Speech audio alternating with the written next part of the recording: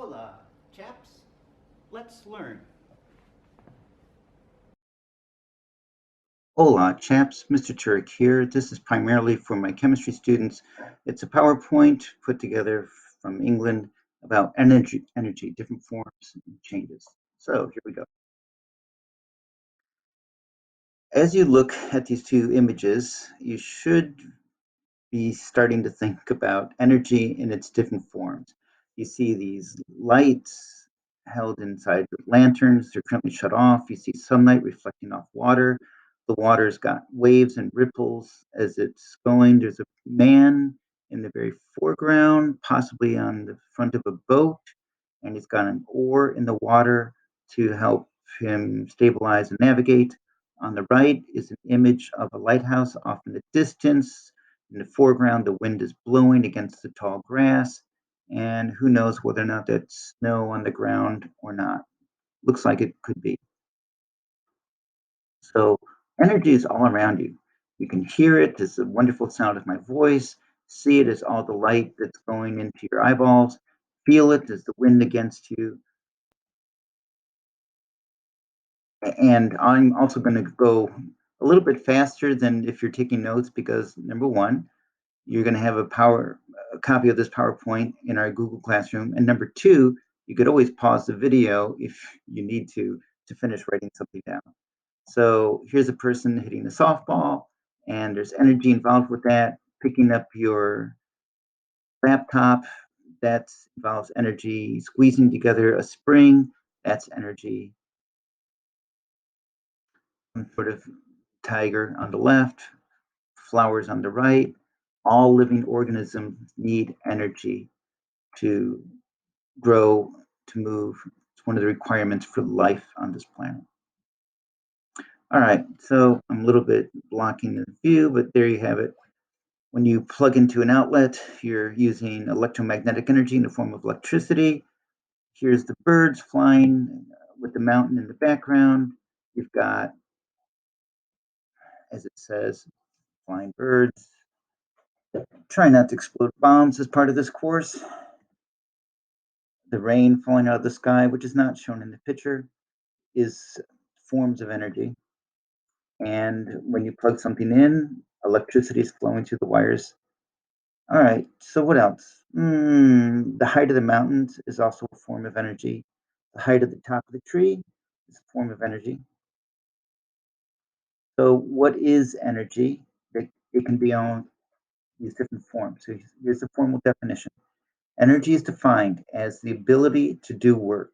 And I would add to that, or make a change in your environment. The ability to do work or make a change in your environment. And work is a formal physics definition. It's a force applied over a distance. It's not homework. It's not having a paying job. Work in physics, and now in chemistry as well, is defined as a push or a pull acting over some distance. So if I push against the wall, but the wall doesn't move, mathematically, I'm not doing any work. So in the metric system, energy is measured in the units of joules. There's a fine story I should have told you or should tell you about the son of the beer brewer who wanted to improve the beer brewing process and how that led to sort of his lifelong involvement with the study of mechanical energy. You can have work done on you and gain energy that way, such as that softball being struck by the bat. It was about to gain an amount of kinetic energy. In this PowerPoint, the author claims there are 5 main forms of energy, and I'm not going to edit the PowerPoint, so I'll go along with that. Energy in the form of heat. Well, you can read this. Chemical bond energy. The energy such as in sunlight or plugging in a wire into an outlet. Nuclear energy, which we did study earlier in our chemistry course, and which we also studied in our physics course in our astronomy unit. Hmm. Mechanical energy, which they've had a lot of in physics course when they studied kinetic and potential gravitational potential energy and spring potential energy. Okay, so slides about each one of these. When you look at objects on the atomic scale and you say, I have a cup of H2O in it, H2O water. If I remove energy from that cup, the water transforms into solid water, which we call ice. If I add energy to that liquid water that I started off with in the cup, then I can convert that into gaseous water or steam, as you call it. How much energy you remove or add to that cup of water results in the motion of the molecules that make up water. And the more they vibrate, the greater the heat energy that it has. So, temperature is a measure of the average kinetic energy of the vibration of the molecules that make up a substance. And what that means is when I have ice, the water molecules are vibrating so little that they basically settle down and pack in next to each other. When I add heat energy to that, they vibrate so much, they change from a solid phase to a liquid phase and have greater amount of kinetic energy individually and therefore a higher temperature. As I heat the liquid water up to its boiling point, the average kinetic energy of its molecules is greater and greater. When I add even more energy to it, it's enough to break the bonds apart. So instead of being stuck together like a liquid, it now breaks apart into a gas with even greater kinetic energy after you've changed that phase. Wow, that was a lot to say. When you take one hand and rub it against the other hand, friction does work trying to stop the two hands from rubbing against each other, and you sense that as heat on the surface of your two hands. So, heat energy causes a change in temperature or phase. So, going from solid to liquid, liquid to gas, and so forth is a result of adding heat energy. Chemical bond energy, we didn't really study that in terms of the formulas, but there is one. It's the energy used to bond together individual atoms to create molecules. So, to talk about water, once again, H2O, there are two chemical bonds, one between the oxygen and between each of the two hydrogens. So, it takes energy to bond them together, and it takes energy to break some of them apart. I should say that correctly. When bond energy is broken, energy is released. So it takes energy to create water, and energy is released when water is broken apart into hydrogen and oxygen.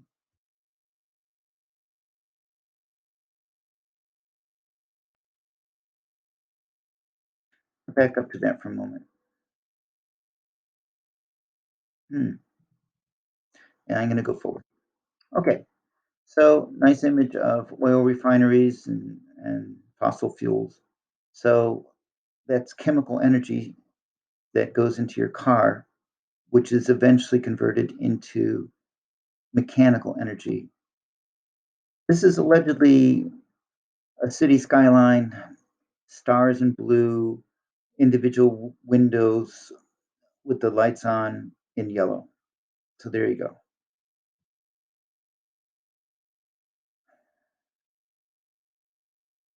Okay, again, I don't have to wait for you to write this down. You could just pause the thing and say, oh, okay, power lines carry electromagnetic energy into your home. Got it. Here's a pretty rainbow. In physics, they just studied the waves units, and a rainbow is the dispersion of electromagnetic photons sorted out by the speed that they travel in air, which results in the colors of the rainbow. Nice. So RoyGBiv means red, orange, yellow, green, blue, violet, and sometimes we'll stick in the color indigo just to make it BIV. Represents different forms of electromagnetic energy. There's a formula for it that they have in physics class and in chemistry, as I recall, using Planck's formula, Planck's constant. And just as a reminder, red light has less energy per photon than all the other colors of the rainbow. And blue light has the most energy per photon of all the colors of the rainbow. But the electromagnetic spectrum goes far beyond just the visible rainbow. To the longer wavelengths than red light is infrared, and longer than that are microwaves, and longer than that are radio waves. Those are all photons of electromagnetic radiation. Going the other direction, beyond blue light or beyond violet light is ultraviolet light. It's invisible to our eyes, but it can lead to things like skin cancer and suntans. Beyond that are X rays. Beyond that are gamma rays. So all of those are still photons of electromagnetic energy, each just at a different wavelength and frequency. And when it talks about laser light, lasers are at one particular wavelength, and it can be whatever it's designed for. So it could be an infrared laser, it could be a red light laser, it can be a green light laser. Whatever the laser is, it's one very unique wavelength that it operates at. This is a diagram of an atom, and in physics, they're about to study electricity, and we're going to start off by reviewing an atom and saying, don't forget, the nucleus of an atom is where the protons are. They have a positive charge. The neutrons have no charge. They're also in the nucleus, and the nucleus is surrounded by the negatively charged electrons orbiting in an electron cloud. The nucleus is our source of nuclear energy. And when we have a very massive atom, something higher up the periodic table than iron, when we split it apart, that's called fission, and it releases energy. We've had nuclear energy in both chemistry and physics already this year. So this is just a review, a reminder that when you have something like uranium or plutonium or thorium, it can break apart, releasing energy. There's the alpha particle decay, there's beta emission, positron capture, positron emission, electron capture, all those different forms of radioactive transformations that can take place. In general, the energy that's released is also goes in the form of heat, which is why the inside of our planet is as warm as it is today, and in the form of light energy. So, the brightness of a fission bomb, which can be blinding. The first atomic bombs were fission bombs. So it also can be released when light nuclei combine. So stuff that is lighter than iron on the periodic table can fuse together to release energy. And we've studied that in both courses.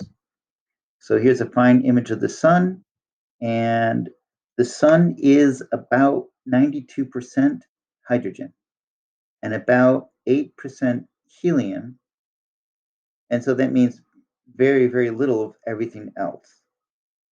For a star the size of our sun, it fuses hydrogen into helium. Eventually, it'll fuse hydrogen with the help of helium into carbon. And that pretty much will be the story of our sun's life. For more massive stars, it will continue fusing more massive elements. And if it's massive enough of a star to start off with, it can go all the way up the periodic table until it gets to iron. Once it gets to iron, fusion will shut off in that star rather abruptly. Okay, so nuclear energy is stuff that we've had. We use it in nuclear reactors. There are no fusion reactors on Earth at this time. There are only fission reactors. So this PowerPoint must have been stolen from somewhere in Great Britain, somewhere within 10 miles of this nuclear power plant, which I looked up once. It's somewhere in England, I think. Our nearest nuclear power plant that I know of is San Onofre on the coast in southern Orange County, and I believe it is currently shut down.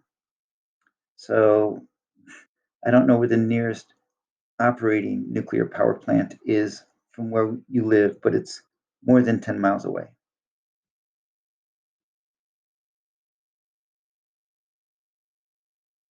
There's a lot in this PowerPoint about mechanical energy. I probably should not dwell on it, but I will click through the slides. So kicking a football gives the football mechanical energy.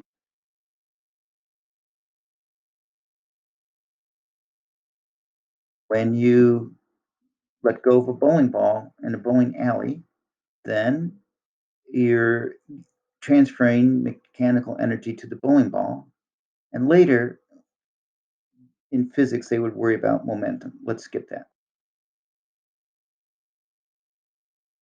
So the beauty of physics is that we've put formulas and equations to each of these five main forms of energy. And in principle, in paper, we can convert from any one form of energy into another form of energy. So we can convert between nuclear energy and electromagnetic energy and gravitational potential energy and kinetic energy. And solar cells, for example, were based on the photoelectric effect that discovered you can convert photons, light energy, into electricity, flowing electrons. So useful for us today. Solar cells are not terribly efficient in terms of what percent energy is converted. Turns out, if it was a grade, you'd basically be getting an F. Solar cells have been historically around 15% energy conversion efficiency for silicon under these type of conditions. There are more efficient ones today, and more efficient ones are always being researched. We would love to get ever closer to 100% energy conversion to convert all of sunlight into electricity through some means. That would be productive. So plants also convert the sun's energy into the food that we eat and the food that the predators eat that we eat. All right. So it goes up the food chain. It all begins with algae and green plants converting electromagnetic energy from sunlight into stored chemical bond energy through the process of photosynthesis. Worthy of study. So Faraday invented the electric motor, worthy of mention in physics course, a little bit about him. Volta invented the battery. Theoretically, his battery is still working to this day in Italy, but it's not putting out much. When you look at a waterfall, you are converting energy from height to motion, and Niagara Falls is the first example of a waterfall that was used to convert water potential energy into electrical energy, powered the city of Buffalo, New York. When you look at a car engine, the gasoline, which is not a gas, it's a liquid, that you add to the car is turned into very tiny droplets combined with oxygen from the air, and an explosion takes place, and that expands the piston, which turns the drive shaft, which rotates the wheel, which makes your car go down the road. So once again, what's going on? You start off with a tank of gas. In the engine, that gasoline, long chain hydrocarbon, is combined with oxygen. It undergoes an exothermic chemical reaction, breaking down to shorter chain hydrocarbons. and carbon dioxide and water. You can actually see the water dripping out of the tailpipe of the car in front of you if you bother to watch for it sometime. And the main product here is mechanical energy that makes the car go down the road, even in this snowstorm. Hmm. So we can convert between any form and any other form, but between potential and kinetic is something they do a lot in physics courses. So there's the kinetic energy, first of all, caused by motion, and potential energy means it's stored.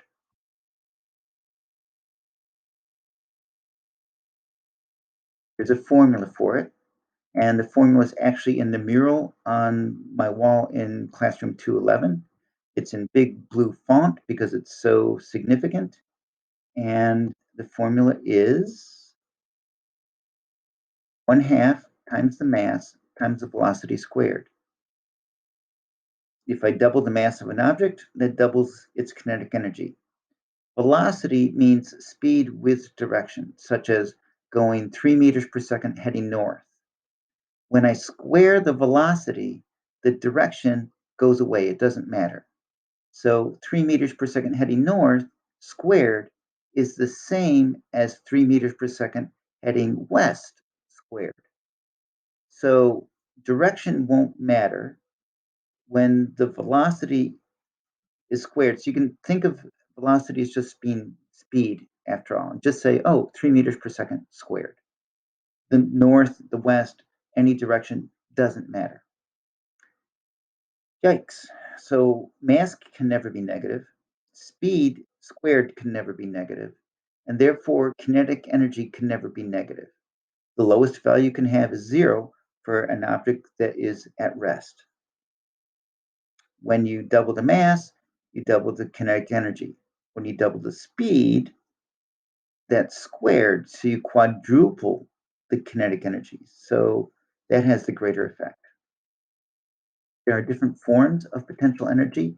You can store energy in the food that you eat, for example, in the binding energy in the nuclei of atoms, in long chain hydrocarbon chains like the gasoline that goes into your car, or you could put work into storing energy in the form of its height. So picking up a textbook off the floor and placing it on the table above the floor is giving that textbook gravitational potential energy. When you stretch a rubber band, you're storing energy in that stretched rubber band. I had a high school graduation gift of a watch that you wind up. You probably have never seen one, or certainly don't use one today. Well, you can read it, and you can read that one. Here's a fine drawing of a waterfall. Aw, pretty. So energy based on height is called gravitational potential energy. Energy based on stretching a spring or compressing a spring is elastic potential energy. Here is a suspension bridge, so it's gravitational potential energy.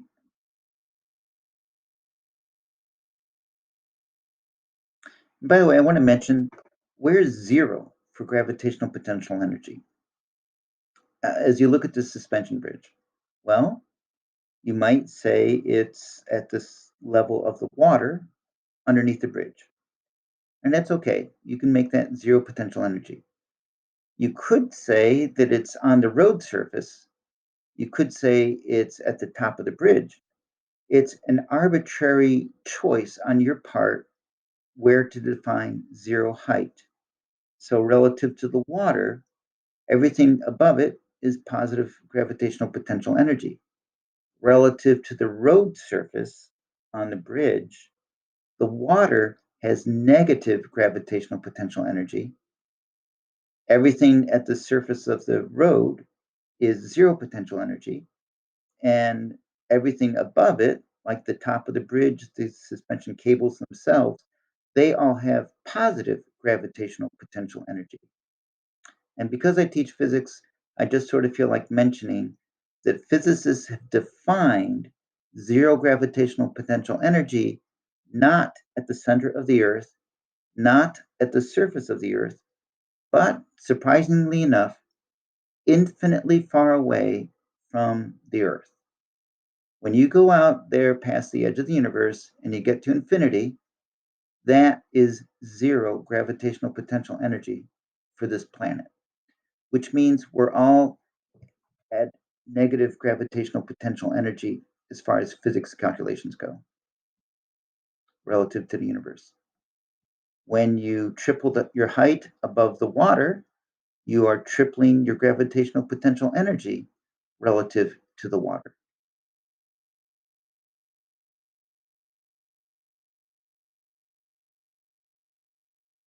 And the formula is your weight times your height.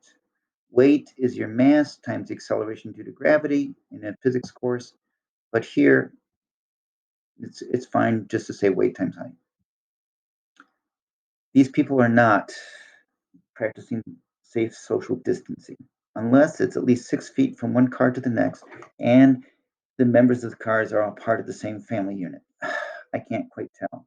But assuming that they're 6 feet apart, it doesn't matter. The point of this slide is when you ride a roller coaster, you are undergoing exchanges between gravitational potential energy, how high the roller coaster car is, and kinetic energy, fast it's moving. This should be an animation. The three bar graphs on the right should show how much kinetic energy you have in the first column, gravitational potential energy in the second column, and total mechanical energy in the third column. And the point of energy conversions is as you change your height, you change your kinetic energy by exactly the same amount of energy. So if you started off with 1,000 joules of gravitational potential energy and you came down the ramp when you only had 200 joules of gravitational potential energy, voila, you actually have 800 joules of kinetic energy. And the sum of the two, the total mechanical energy, doesn't change. So here's a person shooting a basket, and there's energy conversions taking place, first from sunlight to photosynthesis to chemical bond energy that gets eaten by a cow, that gets eaten by you as a steak, that goes into your body as chemical energy, that you now exert your muscles to launch the basketball, and the basketball goes up in the air, increasing its gravitational potential energy at the expense of its speed and then converts it back into the speed of the ball as it comes back down. So if there were no friction, then the speed of the basketball would be the same at the height that it returns to relative to the height from which it was released, if there were no friction. When we studied stoichiometry, we used the law of conservation of matter as a guiding principle that said, I can't create atoms, I can't destroy atoms. So if I start off with 18 atoms in my reactants, somewhere in my products, I must end up with 18 atoms of oxygen in my products. I can't have it an unbalanced chemical reaction. The same principle applies to energy. We believe that this universe only has so much energy in the entire universe, so many joules. And what we can do is we can convert it from one form to another out of these five main forms. But we can't remove energy from the universe. We can't add energy from outside the universe. And so when we do science, if energy seems to disappear, then we have to go chase it and figure out, well, where did it really go? What did it transform into? So all of these forms of energy have equations. The most famous one, there's a hint. What is it that has a subscript 2? Ah, yes, E equals mc squared. Notice that that's almost like the kinetic energy formula because c is a speed. It's the speed of light. 3 times 10 to the eighth meters per second. And energy here is in joules. So it's almost 1/2 mv squared, but this is actually the rest mass for any matter in the universe.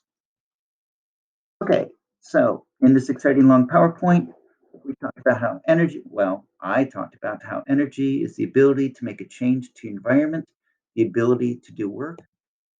Mechanical energy, by the way, means without friction ruining my results. So mechanical energy is excluding the work done by friction. Friction is always trying to stop things from moving, and it converts the work of trying to stop things from moving into heat energy, by the way. Heat energy is a measure of the internal motion of a substance, how much the individual atoms and molecules that make it up are vibrating. The less that they vibrate, the lower the heat energy, and the average kinetic energy as it becomes less and less means less and less temperature. So temperature is a measure of the average kinetic energy of the atoms and molecules that make up a substance. And the scale that we'll be getting into is the one that defines zero temperature as the temperature at which all motion stops completely, even the motion of an electron orbiting around the nucleus of an atom. If that stops zero kinetic energy completely, that is defined as 0 Kelvin. Chemical bond energy, such as H2O, water, there's energy that goes into binding the two hydrogens to the oxygen. Energy of sunlight as the prevalent example that we use all the time, the energy of photons, but radio waves, microwaves, infrared, visible light, ultraviolet, X-rays, gamma rays, all of that is electromagnetic energy. The energy of fusion in a star like our sun, where light hydrogen is combined to make heavier helium, but there's some binding energy lost in the process. Also in fission, such as primitive atomic bombs, where uranium is broken apart or plutonium is broken apart to create lighter elements, releasing nuclear energy in the process. Kinetic energy generally measured on a macroscopic scale. So a softball has atoms and molecules vibrating at some average kinetic energy, leading to the temperature of the softball. But then when I take the whole softball and I throw it, now I'm looking at the kinetic energy of the entire object as if it were just one particle and using the formula 1/2 mv squared. There are different forms of potential energy.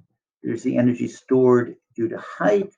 There's the energy stored in fuel. There's the energy stored in rubber bands and springs. Those are all forms of potential energy. In fact, you could refer to chemical bond energy as this form of stored energy, I suppose. There are formulas for each one of these, and in our courses, you may have been exposed to some of them, like E equals mc squared, and energy of a photon is Planck's constant times the frequency, or kinetic energy is 1/2 mv squared. So they're all there. What I didn't emphasize is that every time we convert from one form of energy to another, we unavoidably or intentionally, but unavoidably convert some of that energy into heat energy. So friction is always present, trying to stop things from moving. And as a result of the work it does, trying to stop things from moving, whether we're trying to make a nuclear bomb go off or turn a waterfall into electricity, there's always some heat energy converted in the process, some energy converted into heat energy in the process.